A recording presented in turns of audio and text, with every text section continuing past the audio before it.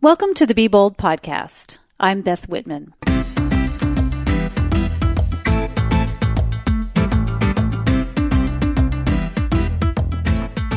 Hello there, dear listeners. Hey, I got to tell you that this is one of those episodes where you're going to want to grab a pen and paper and sit down to take notes.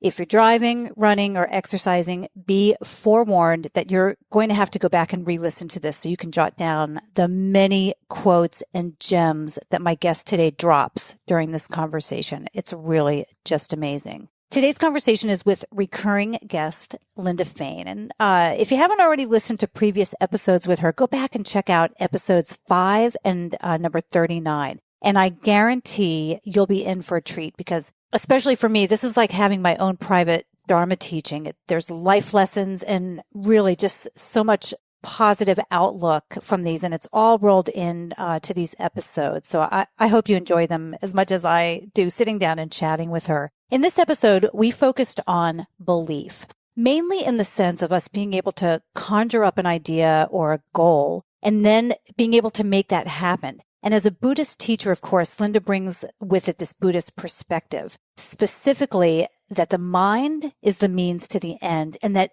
everything has been and will be created in the future because of our mind. It all comes down to that. And everything that we know is true, or I guess even that we perceive to be true, is because of our mind. But as we discuss, you can't get somewhere or even feel something like happiness simply because you believe it. You have to put forth effort as well. So we explore what that means. We explore what it means to have a belief and the importance of knowing ourselves well enough that we're then not being swayed by other people or that we buy into their beliefs simply because they say something enough times or they say it loudly enough. In addition to belief, we also talk about being honest. We talk about social media and how we're prone to only posting positive things, even when we may be hurting inside. We talk a little bit about politics without really going into politics. And then we finish up with a discussion on enlightenment. Before we get to that conversation, if you're new to the podcast,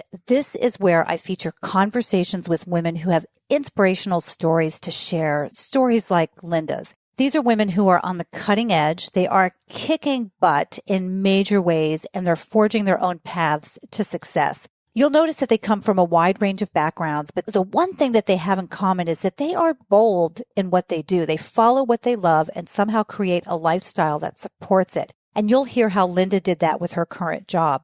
When we hear stories about other people's success and triumph over obstacles, that's inspiring because we get the full picture. We get to hear that it's not just always smooth. It might appear that way from the outside, but most roads are pretty darn bumpy. These conversations on the Be Bold podcast are meant to make us all feel like anything is possible. We all have the ability to become better versions of ourselves. And I know that in these conversations, especially today's, you're going to find pearls of wisdom, bits of information that inspire and hopefully motivate you. And I'm hoping you'll hear something that just makes you want to change and make choices in your life that ultimately makes you happier and more fulfilled. One quick item before we get on with the show. If you're a woman and you're not already part of the Be Bold Facebook group, be sure to check that out. There's a link in the show notes. Simply ask to join. And that's a wonderful community there that will further inspire you. With that, please enjoy this conversation with Buddhist teacher Linda Fane. Mimicking him hiccuping and amicably welcoming him in. How do you ever remember that? I've never forgotten it. It's from college theater. Yeah. Rubber Baby Buggy Bumper. Hey, do you know that I was in a lot of drama? Because I just told somebody this recently, and she was like, I had no idea. I just went back to New Jersey like a week ago, 2 weeks ago, and I went to see my drama teacher. She's 92 now. She had a big influence over me and just a really amazing woman. And so I went to see her. And nice. So I did drama and musicals and her boyfriend, who's 85 now, he was my father in Sound of Music. And really? yeah, isn't that great? Who did you play in Sound of Music? You know what? We can't even remember. Like, I can't remember no. who it was. Like, What did you sing? Do you remember what you sang? No, it was so long ago. You might have been a little kid. No, I wasn't the little Okay. one. I do know that. So I was too old for that at that point. But it was You in didn't sing I Am 16 going on 17. No, So you weren't Liesel. Yeah, not Liesel. You were one of the... Might have been Brigitte. Because that Yes. comes to mind. I don't know. Anyway. Brigitte. All fun. And I was just listening to a chorus line. Yesterday, John was out on a big bike ride. So I cranked up a bunch of albums. I've got Nice. albums. Yeah, I've been listening to chorus to line. albums. It was so I much love fun. chorus line. God, I hope I get it. I hope I get it. Oh my God, how much fun. How many? Oh, so good. So good. Well, I have to tell you, I love Hamilton. The soundtrack? Yeah. Have you listened to? I have not. I have not listened to Hamilton. It is the most amazing music ever. That's what put everybody on the stage. says. I actually now it's my go-to relaxation album. I just love all of the songs. It's a wonder. The play and the music is just a wonder of artistic achievement. You know, sometimes when things are super popular, yeah. I don't pay attention to them. And but then this is like, I didn't either until my sister and I went on a road trip and she played it and then told me what was happening in the story in between. Yeah. So, and then I bought it and listened to it and then I went and saw it here and I just amazing. Yeah. So if you like musicals. Well, I do. Well, you know, I don't really go to musical theaters that much, but I usually catch up. It'll be years after some big show hits like Netflix. And then I can binge watch for, 6 seasons or whatever. And then I go, why didn't anybody tell me how great this was? Same thing with Rent. Do you know Rent? I do know Rent. Yeah, I was a big Rent head maybe about 10 years after it was big. I saw the movie and then I was a retroactive Rent head. Okay. Well, I have to catch up on that. See, I got a long life to catch up on the good stuff, Yes. though. That's what I figure. So, belief. Were you just recording that? Yeah, of course. No. Yeah. Okay, starting now. No. Click. I was singing. I know. I was singing with you. Okay. So, belief. Aren't you going to introduce yourself? No, I do the intro before, and All then right. we drop into our little conversation, and then it just goes forward. So we're all good. Belief. You and I had a conversation. We went for a walk here in West Seattle. I don't know when it was. Probably 5 months ago. Was it after the Quadzilla? I don't quite remember. I'm not sure. Okay. So it was a while ago, and we were talking about belief and how a person gets from having a belief to actually making it their focus and getting to the other side of actually creating something. And you had been giving it some thought, and I said, oh gosh, that's something that I would love to do a deeper dive about with you. Where do you want to start with all that? I just had this simple thought that a belief in any transformation or any improvement or wanting to change as a person, you are in one place and you want to be in another. So I was just thinking about what gets us from where we are, and maybe we're relating to ourselves as limited people, and then to something amazing that is not us, but we want to get there. And it occurred to me that it really has to do with a firmness of mind and a firm belief that you can do it. So when we want to improve ourselves, it takes energy. It takes energy and effort, and it takes focus. So I was just thinking, what creates that focus? And what came to me is that it's belief. It's a belief that something is possible. So by belief, I mean you've contemplated it, you're aware of where you are, you're aware of where you want to go, and you actually have a belief that you can get there. And then from there comes energy. Otherwise, we would not have any energy to weather all of the bumps that are going to come between where we are now and where we want to be. So then I just started to contemplate belief, and I feel like it's almost a vehicle that helps keep momentum, especially when we encounter opposition. Maybe we encounter naysayers. Maybe we have someone in our life, maybe a parent that's very overly critical and said, oh yeah, this is another scheme, that your harebrained idea, whatever those obstacles we encounter, what gets us through that? And I know as someone who meditates and teaches meditation, that there's the focus on a real firmness of belief. And belief manifests as like imagination. Like I can see myself doing something that I'm not able to do now. So then I thought about you and your marathon running. I personally hate running. I can't even imagine running a mile. And you've run half marathons, and then you recently, or this spring, did a quadzilla. Mm-hmm. So 4 marathons. Yeah, for Thanksgiving. For people that don't know, yeah, quadzilla is 4 marathons in 1 weekend. In 4 days, yeah. 4 days. So over Thanksgiving, Thursday, Friday, Saturday, Sunday. Yes. Yeah. So think about that. Well, you don't have to think about it, but for someone who doesn't like running, doing a half marathon seems like something I could never do. And then a marathon, and then 2 marathons, and then 3 marathons in a row, and then 4 like that is so, it's such a goal that you don't normally, like in your everyday life, think, oh, I can run 4 marathons in a row.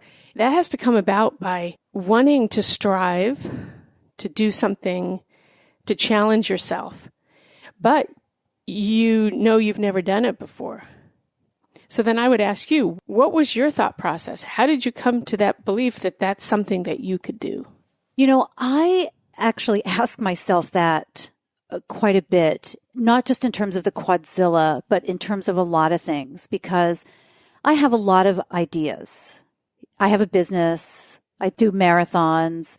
I've ridden a motorcycle from Seattle to Panama. I took off for a year and I traveled around Asia, just backpacking. This was back in 92, so a long time ago. So I've done some things that a lot of people would not do. And I think about what it is and what it was that made me so singularly focused that I thought that I could get away with it, or that I could actually complete it, whatever that is, or start a business. And there are times when I sit down and I do my journaling and I think about, hey, I want 1 million downloads on the podcast, or I think of these big lofty goals. And there are a lot of things that don't come to fruition. There are a lot of things that don't happen. And I don't know if I don't have the same conviction, or I'm not putting the same energy behind it, or whatever it is. But then there are these things like the quadzilla that consume my everyday, and it's just something that I have to work toward. So how do you overcome the flagging energies like, okay, I'm going to do the quadzilla? Well, every day feels like you would need to re-energize yourself. But I don't, because it's so solid there that I know that that is the goal, and there is no question about it. And so I just go forward with it. So it's just firm, and you've relaxed into it, and it's just... Yeah, relax probably isn't no, the right word about it. But you're not reaffirming it. It's just there. Yeah. So let me tell you how that came about. So the previous year, I wanted to run an ultra, and an ultra is anything over 26.2 marathon length. I actually wanted to run a 50-mile race, and I couldn't find a road race that fit with my schedule, my travel schedule, and then the ability to train for that for the months leading up to it. So what I did was I felt like I did what was the next best thing, and that was run a marathon it was Saturday and Sunday after Thanksgiving in 2016. And I thought, okay, so I ran 50K, which is 31 plus miles on the Saturday. And then I ran the Seattle Marathon on Sunday. So I did 2 back to back, with one of those being an ultra. And see, that I thought was kind of crazy. But when I was at that marathon on Saturday, I met these people who were doing this quadzilla. They all seemed to know each other. And I was like, oh, like what club is that they all are friendly with each other? And they said, yeah, we're running 4 marathons in 4 days. And I thought that was the stupidest thing. I thought what I was doing the 2 marathons. I thought that was a little crazy. And then I met them and I thought, oh, that's beyond. Put it out of my mind. That's just silly. So fast forward about, 7 months. And I ran a race down near Portland. And I've told this story before, so people who've listened know this story. So I ran a race down in Portland on the 4th of July, and I ran a really fast race. Like I was really pushing myself, and I crossed over the finish line. I was exhausted. I laid down on the ground, and John went to get something to eat for me. And this woman came across the finish line, and she had slurred speech, and she said, "I came across in 4 hours and 22 minutes.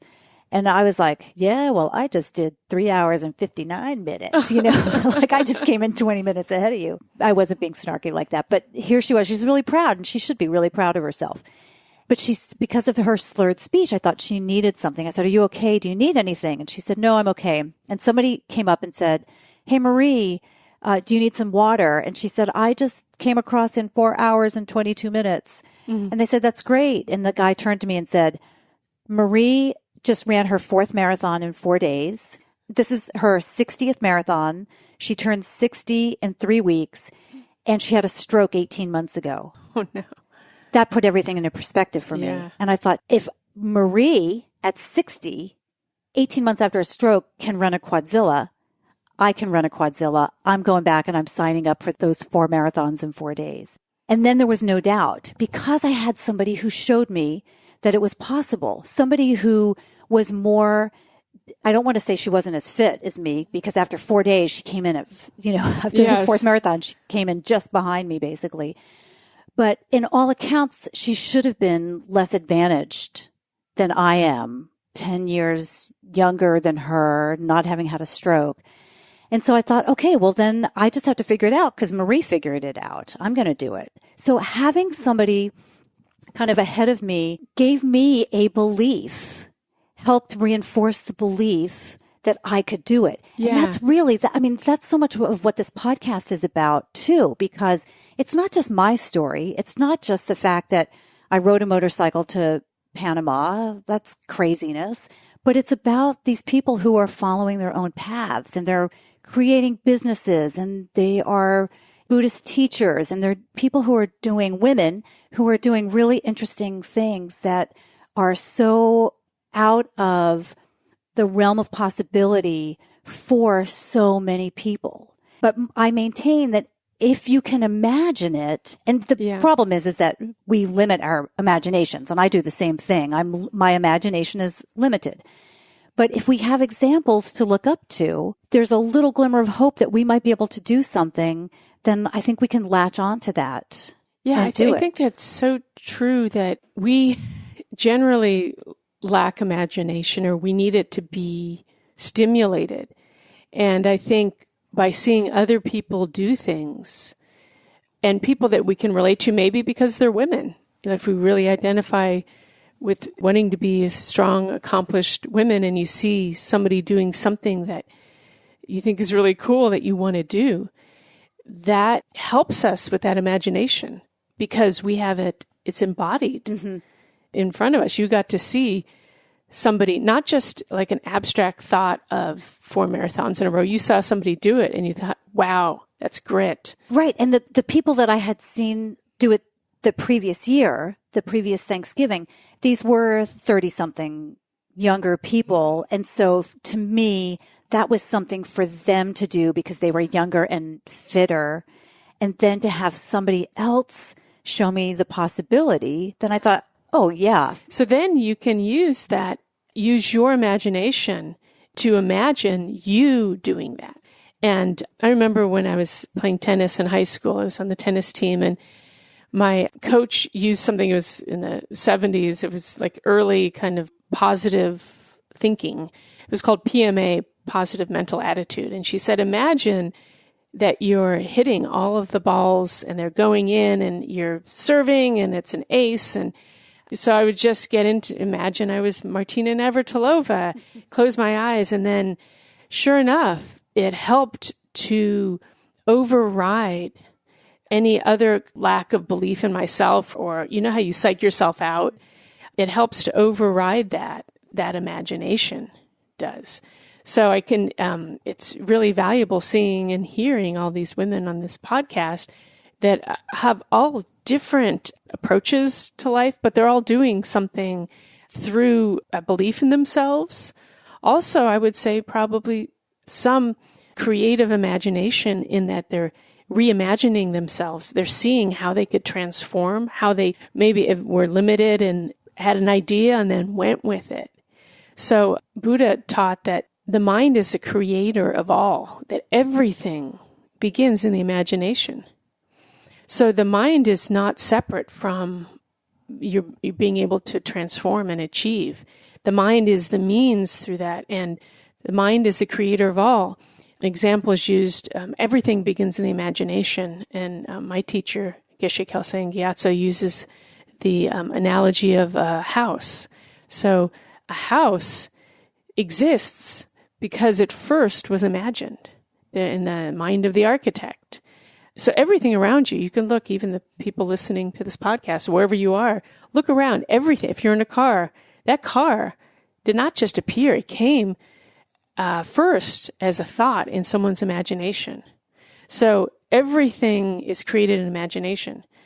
So same thing with our best selves, or what we want to transform, or how we want to transform. It first has to exist in your imagination. You have to make that connection, and then that belief that you can make that happen then is what's needed to actually follow through. Because you need effort, you need that vision and that belief in yourself, and then effort.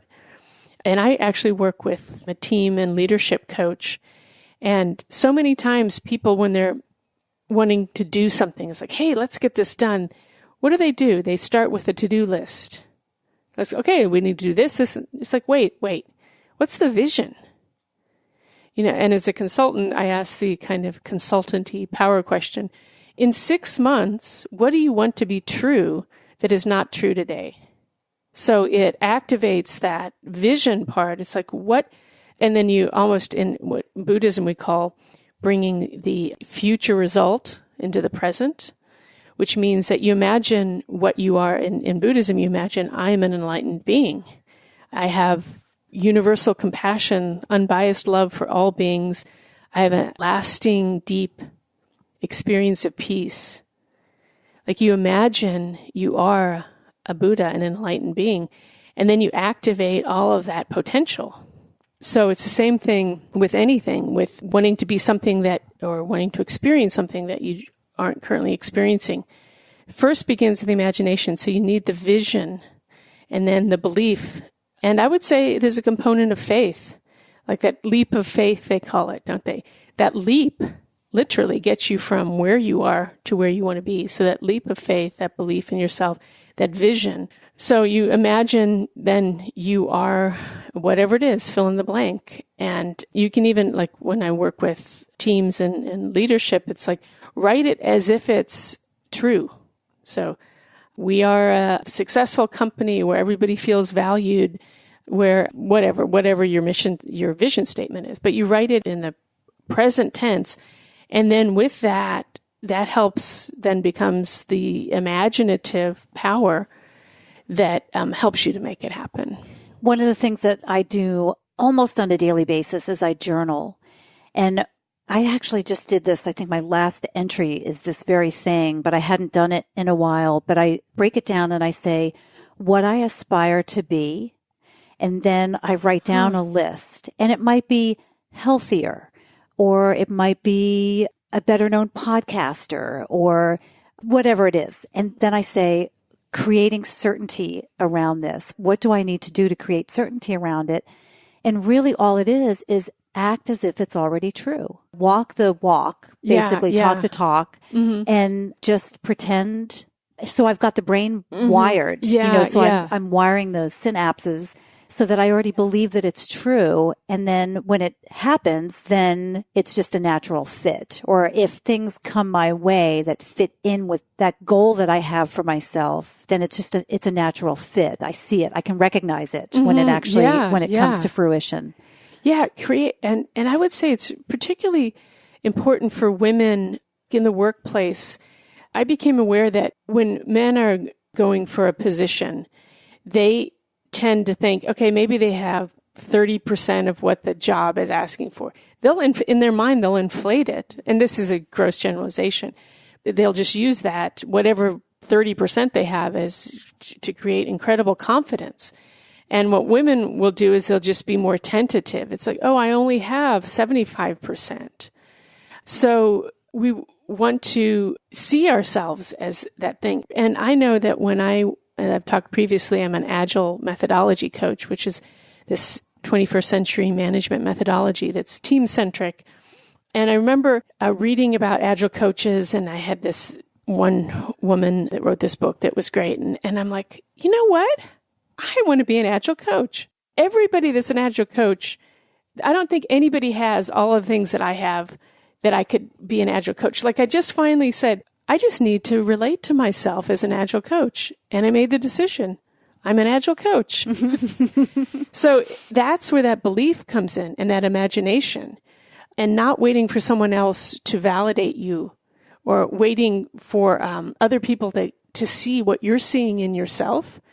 We waste so much time waiting for other people to validate, for somebody else to call me an agile coach, whatever that is. It's like, because I had a history of learning and development. I also know a lot about psychology, and I love teamwork, and I've managed teams. Like everything was together. I just had to put it together and say agile coach.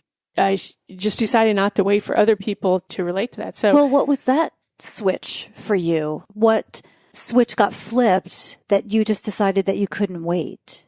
I think it was just contemplating myself and knowing that there's a penchant for women to discount themselves, while men are doing just the opposite. They're like overinflate. And I'm like, you know what? I think if I think I'm an agile coach, I think I will actually be an agile coach. Mm-hmm. I really, and especially because that's something that people don't know what it is, and it's hard to define. I could define it because I could do it. I knew that I could do it. It was my belief. I'd been self-taught for 4 years about agile methodologies. I'd worked with teams. I was passionate about it. So I knew that I could do it. So then in my imagination, I just see, I am this. And then sure enough, this position came up at this consultancy, and they needed an agile coach literally in 2 days because they lost their previous one in this. They were going to lose this client. They said, Linda, come in. We need an agile coach. It's like, I'm an agile coach. So I came in, and there were a couple other people up for the job, and I talked to the client, and afterwards they gave me like an A. He actually graded people. It's like, Linda, awesome. And I got the job. And then after 10 months of helping them transform their methodologies of it's in the game industry, making games with a team-centric approach, they actually created a position for me, a senior agile coach. Look at that. Yes. And then I was that position, and I'm still there, and it's my dream job. Wow. They didn't even know what an agile coach was. I knew that I could help them. And I know from my Buddhist training is that we impute things. When we name things, we're imputing things, and we create things by naming them. So like something comes into being in Buddhism. Not in Buddhism, but Buddha taught that we actually bring things into being by naming them. You know that even nowadays where there's like the language is so fluid, there's like something that wasn't a thing, and then it's a thing, and then you name it, and then it brings it into being. Knowing that, it's like, okay, I'm an agile coach, and then I became that, and I'm helping to actually define what that is, and it's based on all the unique things I bring. So I'm creating the definition by first imputing it on myself, and then embodying it and transforming it. You had mentioned that you knew yourself, you knew where your skills were. Might be putting some words in your mouth there, but you knew what your skills were, and you knew that what you could be. And would you say that you know yourself pretty well? Yes. I would say that's one thing I do. Okay. And would you say that comes from your Buddhist learnings and meditation? I think it comes from my self-awareness and my intense curiosity. I'm a very curious person. That's why I'm always thinking and contemplating and putting ideas together and mashing them up. So I'm just a very curious, kind of intellectually curious and engaged person, I guess. So I think it's through just Buddhist meditation has allowed me to access a very subtle awareness of things that actually helps me in my coaching, my leadership coaching, because I will be in a room and people seek me out because I have this perspective they don't. They'll be trying to get things done and I'll be pointing out interpersonal dynamics that nobody saw. So I'm able to see almost like this invisible, subtle dynamics going on. And then I can tweak it and I can just making people aware of it can change it and increase like what we call team health, making sure that everybody's listening to one another and not assuming negative intentions. So I can just mention things and then shift people's minds. And that's a lot of what I do as an agile coach is I'm helping people change their minds so then they can change behaviors. And that's what creates healthy dynamics in team and collaboration. I think all of that is incredible and awesome. I don't think the vast majority of people have your talent or ability to know themselves so well. And one of the things that troubles me these days is that I do spend a lot of time journaling and getting to know myself and meditating. And part of that is getting to know myself and just kind of understanding kind of the deeper level. And I think that helps me get to answers more quickly. But I don't think most people do that. And I think that they then get buried and overwhelmed in social media and television and unhealthy habits and drinking and sugar and food that is just not making them feel well in general. I guess it's more of an observation that I'm making is that you're fortunate that you can do that. I think we need more people who are understanding their unhealthy habits better. And hey, I'm part of that too, because I'm binge watching Billions right now, so hey, I follow down that path too. I'm indulging in, just did this Facebook post where, because I don't drink, because I keep the 5 pratimoksha vows, what's called the pratimoksha vows. One is including not taking intoxicants. So I'm aware of other things I might be replacing with alcohol. So I put on my Facebook so I think I'm using and abusing American Ninja Warrior. I just love that show. It gives me, that's a TV show. Such See, I joy. don't even know. Yeah, it's people physically fit, challenging themselves just from all different walks of life. And their family comes and supports them. And it's literally a hit of joy and adrenaline. For you. Yeah, and for everybody. Like, it's definitely got whatever those pleasure chemicals are, endorphins. Yeah.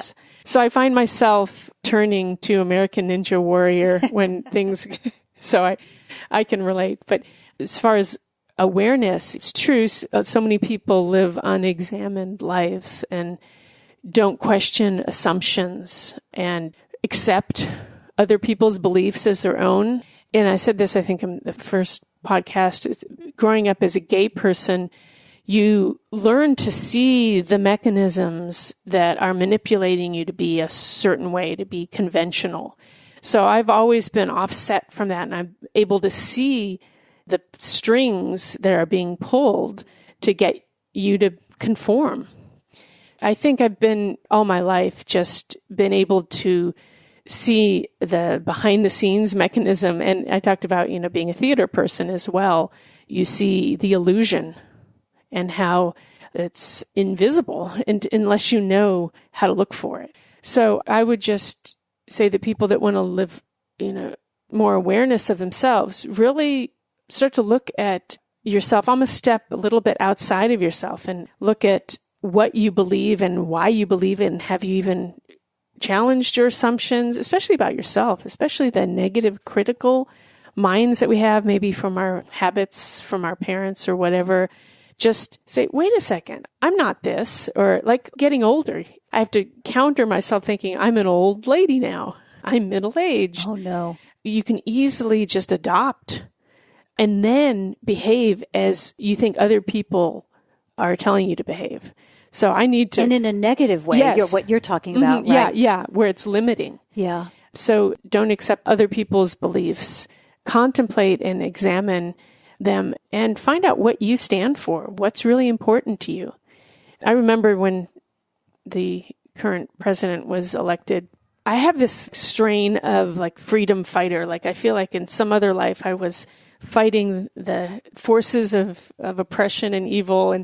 And so as a bodhisattva in training, as someone who aspires, I really feel like that's being a compassionate warrior, inner, and I use warrior meaning fighting your inner delusions and helping other people to fight their inner delusions. I remember putting on my shrine the 4 things that I really believe in.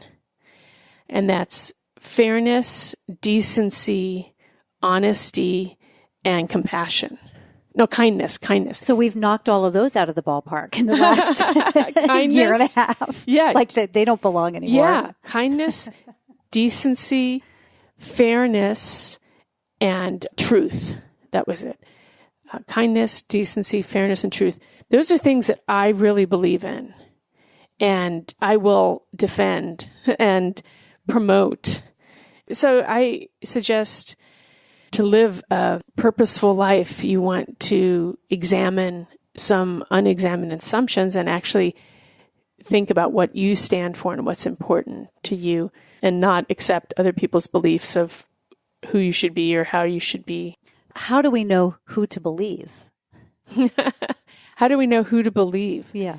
Let's just go down this path for a moment or for an hour or whatever it works out. When we are bombarded with messaging so much, and it's false messages or misinformation, we're pounded with it constantly. We start to believe it when we're told that. And you know what? That goes for little girls who are told from age 3 that they can't be certain things because little girls aren't firefighters or little girls aren't president or they aren't certain things. We learn that from a really early age. And then we start talking ourselves out of things before we even have a chance to develop an idea that we're an agile coach. We automatically tell ourselves we can't do that. So when we have these messages coming at us, and today we've got a very specific set of messages that are coming out from powerful people, and we start to believe them, or we start to question ourselves. Am I crazy? Is this okay?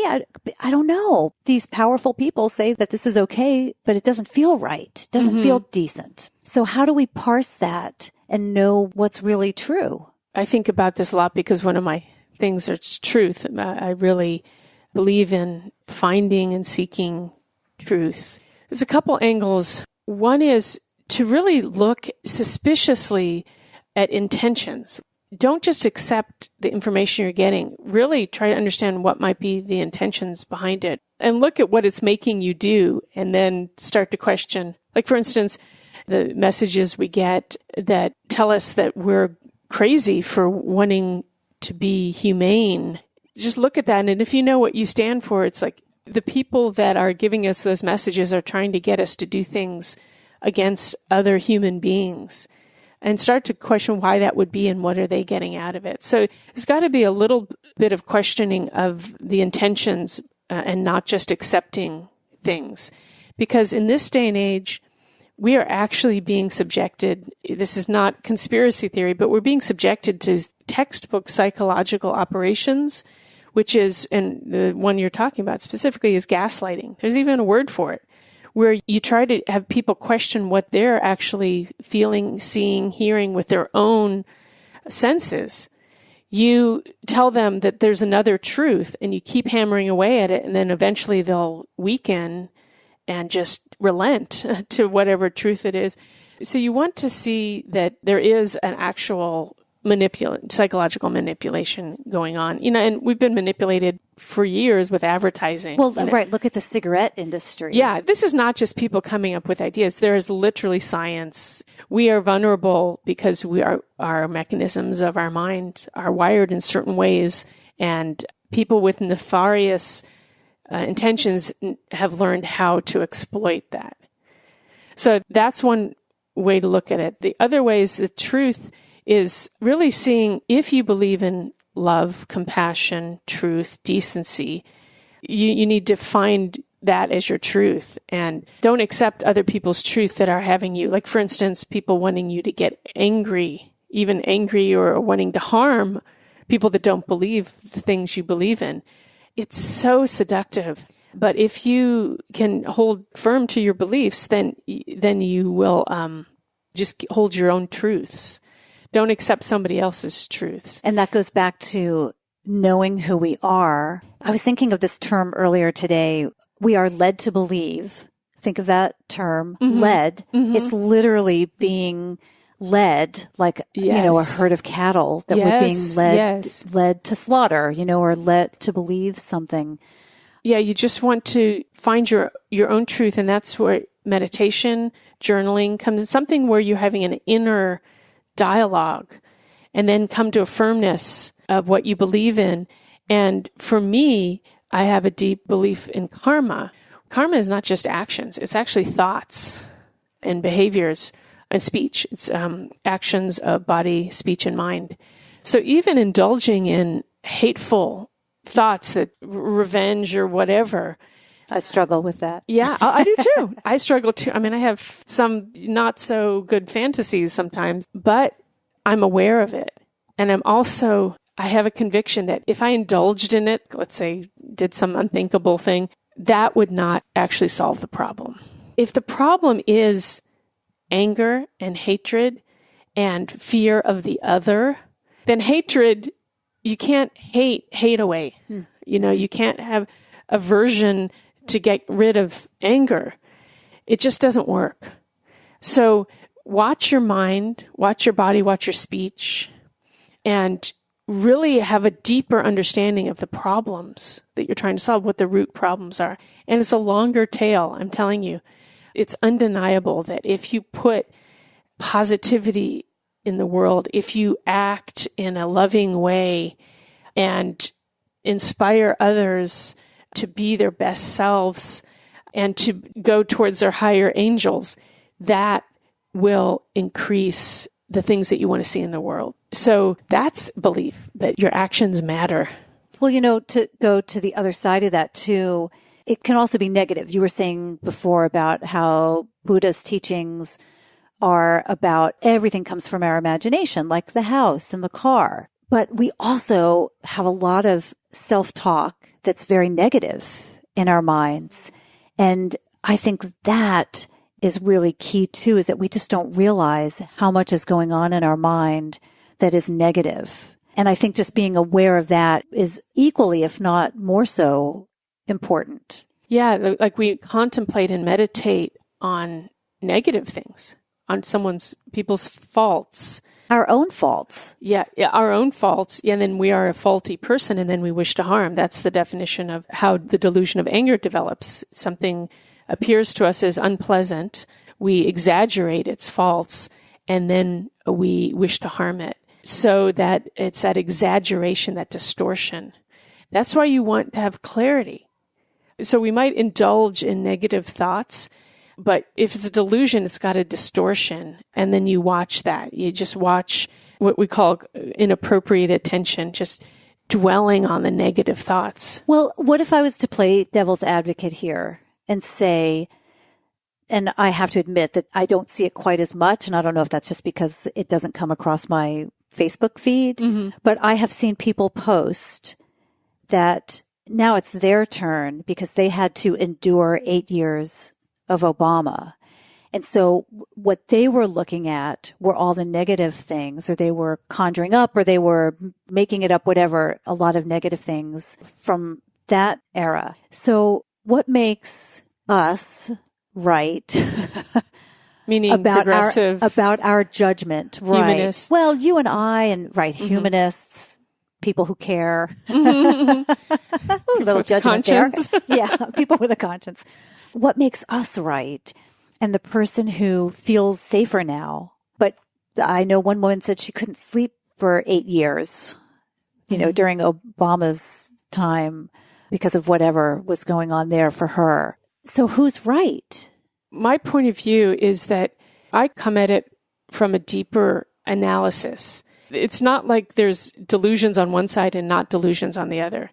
Humans have delusions and humans have virtuous impulses as well. So the disturbed mind, and I'll get into this, I don't want to get into this Dharma teaching, but disturbed mind means there's delusion at work.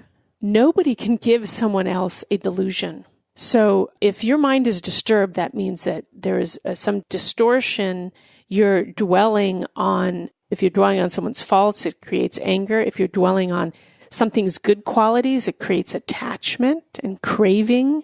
So I think about it more as the answer is we need to learn to control our own minds, and we need to learn how our minds work and what our habits are that are strong towards aversion and anger, and reduce them, and then increase. Buddha uses the analogy of there's like rushing river of negative delusions and then a small little trickle of virtuous, positive thoughts like compassion and love and generosity.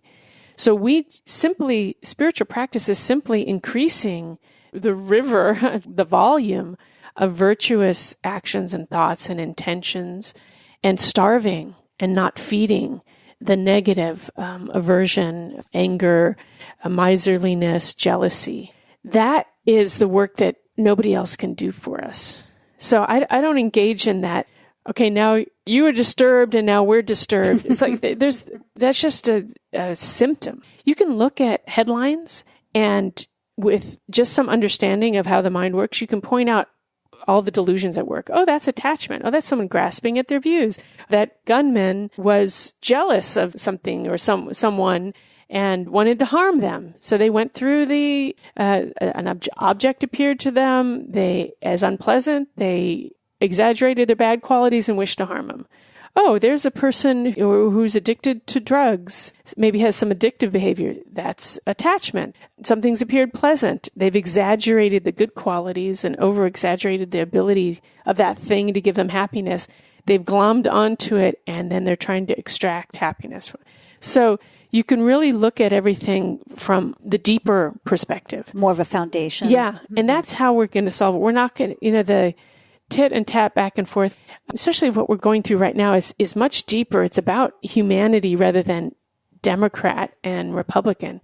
So I just go more towards where the actual problems are coming from, which is that our minds are out of control. And we don't have an ability to recognize how to increase the minds that make us content and happy and loving. I'm wondering if we are ripe for this right now because we are so distracted, because we have access to 600 channels on television. So our chain is getting jerked every which way. If you don't stand your ground a bit and then start to see how things are manipulating, you will literally just be jerked around because everything's triggering our anger, our attachment. It's like we're being literally, like Buddha called it, it's like we're a balloon in the wind. That is not a good feeling. That's a feeling of being out of control. Mm-hmm. It doesn't serve anybody. Right. And I think that's probably, you put it really well and very succinctly. And I think it's probably why there's so much depression right now. And suicide rate is up. Because the helpless people feel... Yeah, 30% or something. Yeah. Not grounded. Do you feel grounded? Do I? Mm-hmm. I go in and out. I'm human. So I feel like sometimes I'll start to indulge in a thought that's so wrong, and I'll know it. Luckily, I'll know it. But I think I don't go really far down that road because I do really have conviction. I have a belief and an understanding. The analysis that Buddha does is so 2,500 years ago still holds true. Our happiness does not come from outside. There's no set of conditions. There's no behavior that somebody else can do that will make us happy.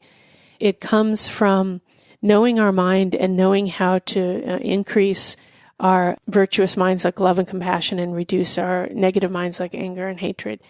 That's a really firm belief, and that's come through not blindly. It's like, wow, happiness comes from the mind, but why all the energy we're spending is to make sure we have the right conditions. And that gives us some pleasure, but it doesn't give us deep happiness. Look at the people that are super rich and miserable. So I would say that because I have dharma, I've got this framework and I've got this set of really practical, and not just deep, profound wisdom, but practical ways to apply it and tools so that helps keep me from going too far, far off of being grounded, I guess, whatever the opposite of grounded is. I'm not sure. Like Flighty or like a balloon in the wind. Yeah. One of the things that struck me as we were talking about social media, or as I was talking about social media, is that also because of what comes across our social media streams is so much perfection. So there is a lot of comparison. So we see the good stuff. You know, I'm the first to admit, I don't want to complain on Facebook. You know, I want to put the nice stuff up. And people tell me, thank you for, you know, having a nice Facebook feed and posting positive things rather than the big complaints. But I also realize there's a little bit of danger in that because we are all exposed to all the pretty pictures, you know, and whether it's the Instagram photos now, I think there's a big Instagram culture in the 20-somethings, and they're traveling all over the world, and there are these beautiful young women who are posing themselves in front of the Taj Mahal or wherever it is, Machu Picchu. And a lot of people realize they can't attain that. I mean, I realize I can travel, but I can't attain a 25-year-old body and have the means to travel around like they are. Yeah, that's really interesting. That's a good observation because it can be inspiring, but it can be intimidating. And then you compare yourself and you're like, oh, everybody else is happy. But, you know, you notice everybody puts their vacation photos. Yeah. They don't take pictures necessarily. Well, except for the people that take pictures of their meals. Yeah. We don't get the everyday life. No. But I want to share something that I haven't really shared with anybody on that topic. I was thinking about that recently about how Facebook, they have actually celebration of your relationships. So it's like engaged, married, and everybody's like that's one of those things that blasts out. But I realized there's not one for divorce. And as someone who's recently divorced in the last 5 months, I've increasingly felt uncomfortable that a lot of my distant friends think I'm still married. But what's slightly disturbed me is the feeling that there's a little bit of shame. If we are a community, you share the good and the bad. And I'm one that's like pretty fearless. And I don't like that kind of dissonance about it's like, okay, you know, you're married. Yay. Here's all your photos or whatever. And then it's like, oh, it didn't work out. It didn't work out. Yeah. And then you whisper it to, and then I realize, and again, it's that thing about not giving in to other people's view. And shame is a really important thing that we allow other people to shame us. So I was actually thinking, and I was running this by some friends. It's like, I feel like actually being honest and saying, hey, this might be hard to say, but I want to share. And you don't have to comment or anything. I'm not soliciting like, oh, sorry that happened. But I just wanted to be real. Like, I really like to keep it real. Mm-hmm. Yeah, but part of it is sometimes you have to have perspective on the negative. It's really easy to go on vacation and post your photos, and it's an immediate, I'm so happy, look at the beach, look at the palm trees. And then when you go through something that's more traumatic, you need some time to process it. Yes. So that is disappear. You need to, you disappear. Well, you just need to pull back and, yeah. So I agree because it's, at least for breakups or divorce, it's such a roller coaster. You just have to allow yourself to go through it without expectations of how you're supposed to behave or without putting out appearances or whatever. You just need to let that all go. But then coming behind that, just saying, I almost feel like I want to come out as my marriage not having worked out so that I could help me move on. Yeah. But that means you're just ready. I mean, I would look at that and say, the roller coaster ride is kind of smoothing out, and not that you're over it, but it just means that you're ready to kind of go back and to start. Like, I feel like I need to, it's closure, I guess. Yeah.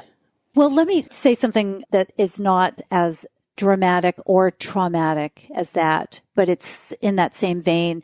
I've been having an issue with my ankle, and it's prevented me from running as much as I would like to. And I'm running a marathon at the end of July. And it's a big deal because I'm trying to qualify for Boston. It means I have to shave minutes off of my best time and that kind of thing.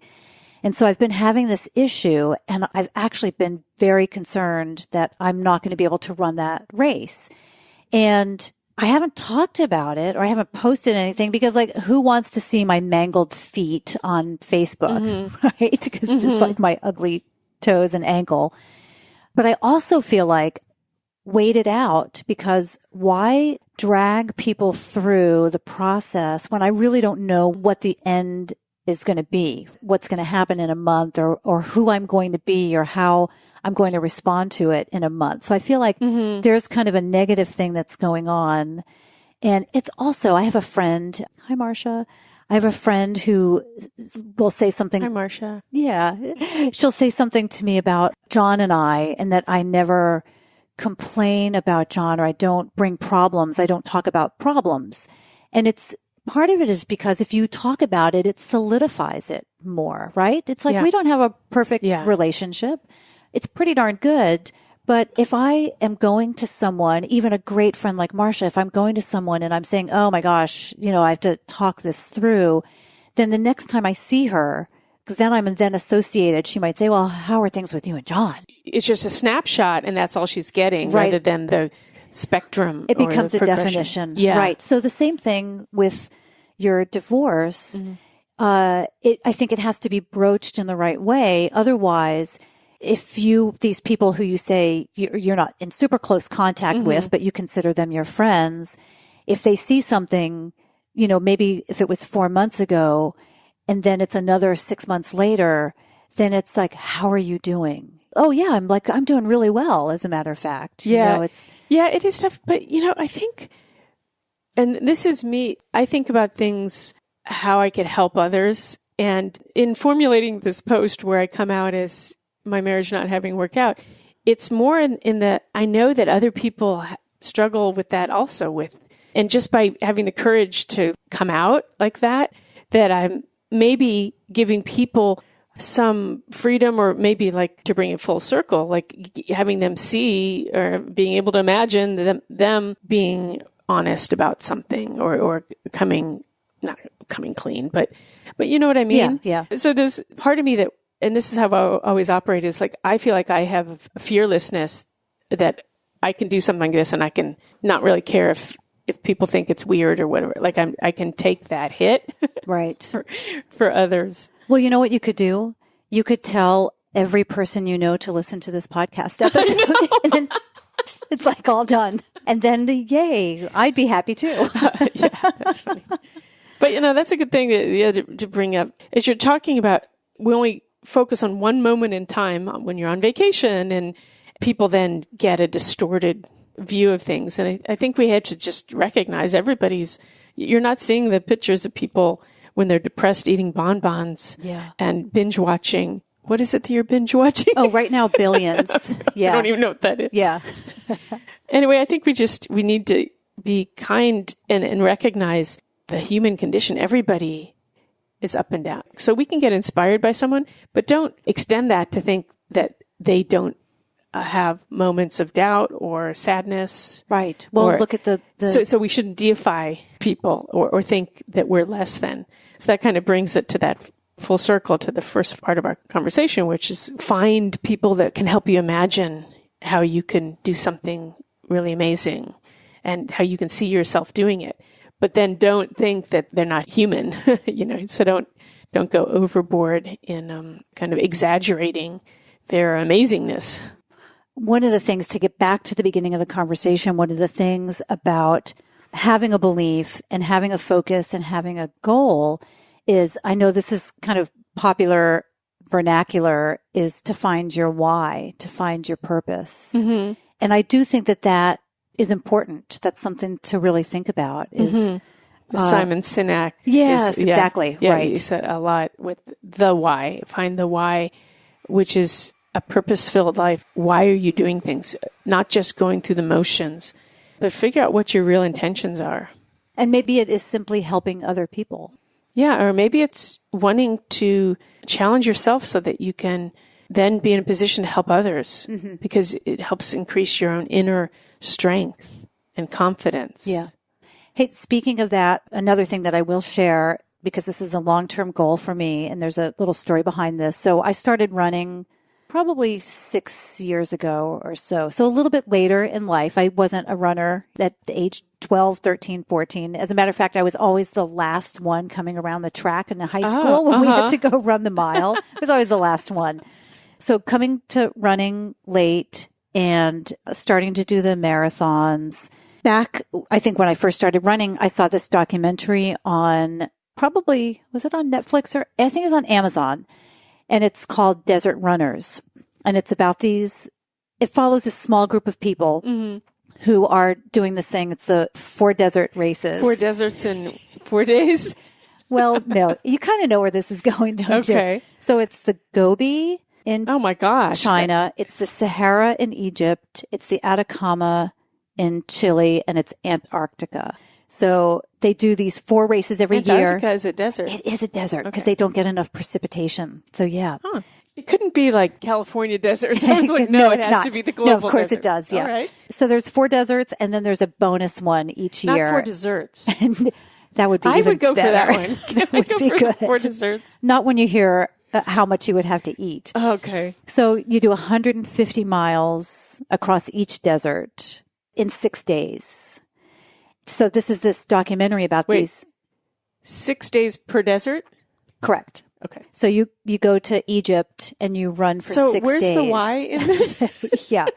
So I'm watching this documentary, Desert Runners, and I'm just thinking, that is the stupidest thing. They follow That's what you thought about the Quadzilla. I know. That's the same word you use. I know. These people are doing this incredibly stupid thing in the heat, and it's just crazy. Out of my mind. Then a friend of mine, Michael, he's a videographer. He just got back from, I think, Namibia, where he was a videographer on one of these desert runs. And he was over for brunch relatively recently, and he was talking about his experience. And he said something like, because I'd remembered that I saw the documentary, but I had forgotten the details. And he said, well, it's 150 miles and they have 6 days to complete it. And I said, what? 6 days? I just ran 4 marathons in 4 days. Why can't I run 6 marathons in 6 days? I'm in. So that's my next thing. Okay. Can I just do the math? So it's 6 marathons in 6 days, and that's just one desert. That's just one desert. Okay, and some people do just one. Okay.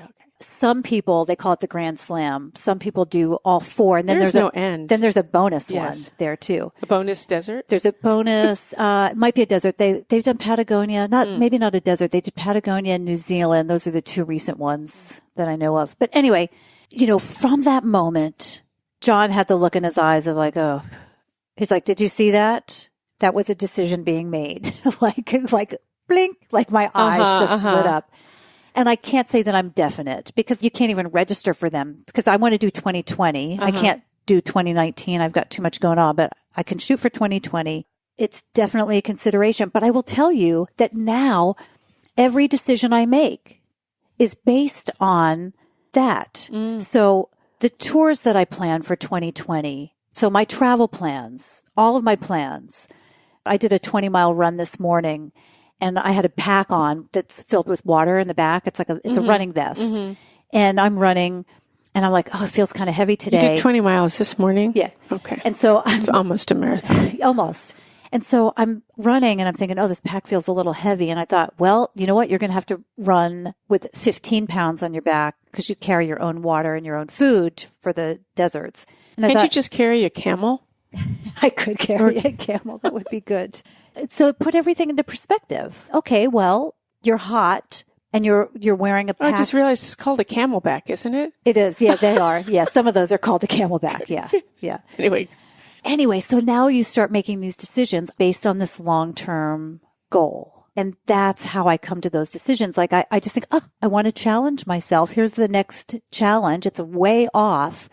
But now it's like at the cellular level, I feel like I've got to make these decisions. Yeah, and that's because of firmness, a decision, a resolve. And that's what we do in meditation. Most of the actual meditation objects, which is the final kind of destination, is a determination and a resolve. Because if you can get that in your mind, then your body and your actions and your body and speech will come from that. So for people listening that are interested in doing something like that, you want to first contemplate it and then come to it. You like feel that resolve and that determination. So for those who want to become enlightened for the benefit of all, which is my path, you get to a resolve. I want to become enlightened so that I can help others follow the path to deep happiness. And it's a resolve because that's where energy comes from. Energy will not come from wavering. Like if your belief is not firm, the energy will not come, but energy comes from a firm belief. So I want to wrap it up here shortly, but I do have a question for you. So if your belief and your, I don't want to say goal, because I don't know that that's the word that you would use, but if your wish, that's what it is. Wish. If your wish is to attain enlightenment, why aren't you in a cave in Tibet or India or Nepal meditating for years or months at a time? I think that's a question. I think I know the answer, but I think that's a question that someone might ask. Yeah, because your assumption is that it's just a path of meditation, right? It's your assumption that you have to. So the Buddhism that I follow is kind of known as modern Buddhism. There's not just one way to achieve it. In the past, people were monastics, but that worked for them in those times. Now, modern, busy Western people also have the potential and the wish to become enlightened, but it doesn't mean that you need to do something that worked for some other people at another time. And in truth, this is deeper conversations, but we're getting into more what's called degenerate times. And what we actually need to do is focus on creating merit. Merit is positive karma, and you will not be able to concentrate. You could go into a cave and you will not be able to concentrate or abide in deep wisdom without having created the causes for that. And we do that through actions of giving, like even giving dharma. For me as a teacher, I dedicate that. May it help me to attain enlightenment. So my teacher tells us that the most important thing, especially before you go on retreat, is to actually do what's called the Four Preliminaries, which are ways to accumulate merit so that your retreat will be successful. So you cannot just go cold into a cave because you'll bring all of your baggage with you. So one of my favorite stories in the Buddhist scriptures is there's a monk that is meditating in a cave, and he thinks that if he goes into a cave, he's going to be free from delusions. But then he starts to hear the songbirds outside his cave, and he starts to develop a preference for one song over another. And then his mind starts to get disturbed when the other bird sings because he wants to hear the songbird. And then he develops preferences for one side of the cave over the other. And so he's disturbed when he's not in the part of the cave that he wants to be. So being in a cave is not necessarily guaranteeing that you will reduce your delusions and increase your virtuous minds. So we, in our age, we really need to create the positive karma and the foundation that will help eliminate the obstacles that will come when we do meditative retreat. Do you think that there are enlightened beings, humans that are walking amongst us, that have day jobs and are working? Absolutely. Because if you think about it, we don't know other people's minds. So I cannot tell you that you're not a Buddha. The only person you know that's not a Buddha is yourself. But appearances, everything is not as it seems. And if you have people that are helping you, you don't know exactly what their level of enlightenment is. Buddha often in the scriptures talks about stories where he would appear as an ordinary being to help people, because that's the only way that you can help people is if you get down onto their level. So it's really a beneficial belief. And this is a great way to come back to that theme. Beneficial belief is to believe that everybody is here to teach you, that you can learn from them. We actually cultivate a view of other living beings as enlightened, then we feel surrounded by wisdom and compassion. Even people that are appearing to do harm, it's a deeper practice. What are they teaching you about your own mind? So, for instance, some certain president that is completely self-absorbed and narcissistic, maybe it shows you a little bit of your own. Why can we recognize these psychological habits? Because we are familiar with them. We're familiar with having fear of others, of the other. So these people are appearing to us because we share those delusions. But you're not saying that that's a good thing, that these people are. Well, that these this people is another are appearing. podcast, okay? Because the way things appear to us, they're appearing to our mind. You cannot point to an objective reality, an appearance that is being related to identically by, like you have, 10 people in a room. They're experiencing that room. They're experiencing that teaching differently. So there's not an objective reality that you can point to. So everything comes from our karma. And so, for instance, some people might see the president as a savior. Others see him as the devil, which is true. He is appearing to minds not objective outside of the mind that's projecting. So this is how we can learn from appearances. And it takes some humility to think, because we think that the way I see it is the way it is. Well, Buddhist teachings on emptiness is, no, the things you normally see do not exist. The things that you see that look like they're objective are appearances to your mind. So it starts to give a lot of play, and it helps to loosen how we're moving in the world, how we're regarding people, how we're grasping when everything is appearing due to our karma. So we've created, frankly, the karma to be in this moment in history. We've collectively, that's a Buddhist teaching, and you don't get hung up on, well, when did I do that? And it's all in the past since beginningless time. But what can we do now? How can we change it? How can we not give in to having it increase our delusions? Why not have it increase our love and our compassion? I can tell you everything we're experiencing that's horrible in the world, you can look for and seek out the thing that will increase your love. So if we see someone being harmed, we tend to focus on the person harming rather than our love. For instance, the immigrant children that are being... in the march that just happened. Yeah, that are being detained and separated from their parents. We need to do practical things to stop it, but our mind can go to love. It reminds me of 9/11 and how after that happened, there was this feeling, especially in New York, but I think across the country as well, this bonding that people had of an appreciation and an understanding that people had for their fellow American.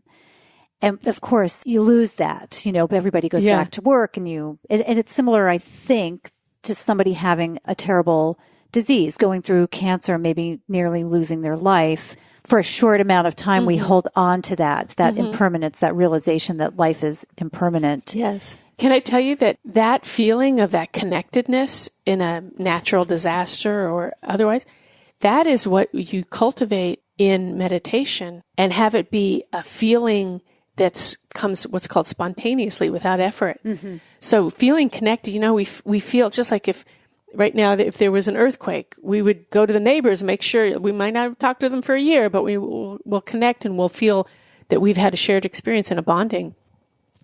That is something that you don't need to leave up to chance. You can actually do. And one of Buddha's 21 meditations that synthesize all of Buddhist spiritual practice, one is contemplating that all living beings have the same wish to be happy and to avoid suffering. The natural disaster we're all in is what Buddha called samsara.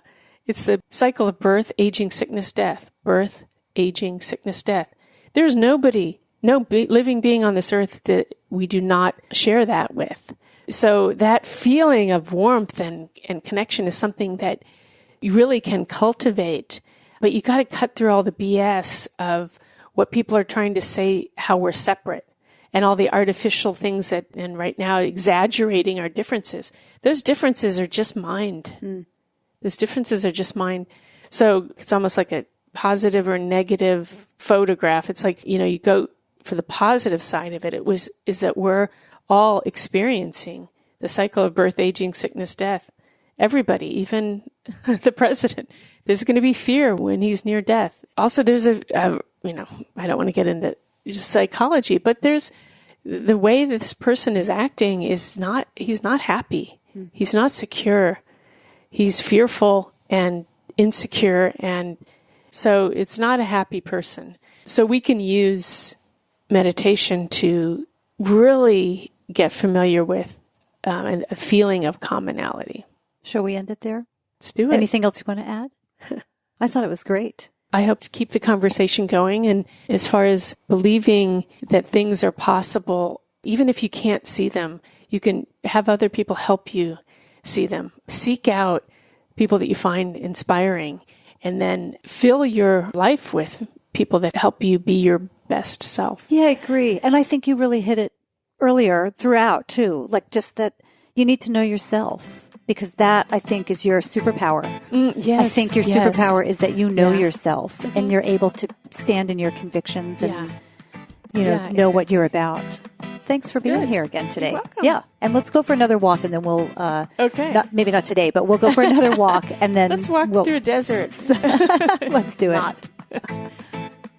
Somehow I bet that won't be the only time you listen to that episode. I know for myself, conversations like this are ones that stick with me for a long time. And then I have to go back and re-listen. And invariably what happens is something I completely missed the first time stands out to me on the second or third go around. Hey, if you enjoyed this episode, please share it on social media. You can use the hashtag #BeBold or just simply share the episode with a friend. I would so appreciate that. These conversations are so important, and I love knowing that more and more people are getting to hear them. I'm also interested in hearing your guest ideas for the podcast. So if you know of anyone or you yourself would be a good fit, simply fill out the guest submission form on the BeBoldPodcast.com website.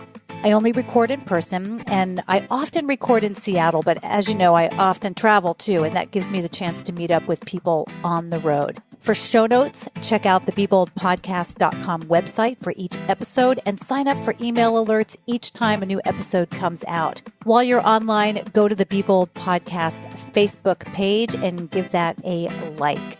You can connect with me by friending me on Facebook. I'm WanderGal on Instagram and Wanderluster on Twitter. You can find out more about me by visiting wanderlustandlipstick.com. Sign up for my newsletter on the Wanderlust and Lipstick site and you'll receive a series of tips for making your travels safer. I often have giveaways in my newsletter for some pretty awesome travel gear.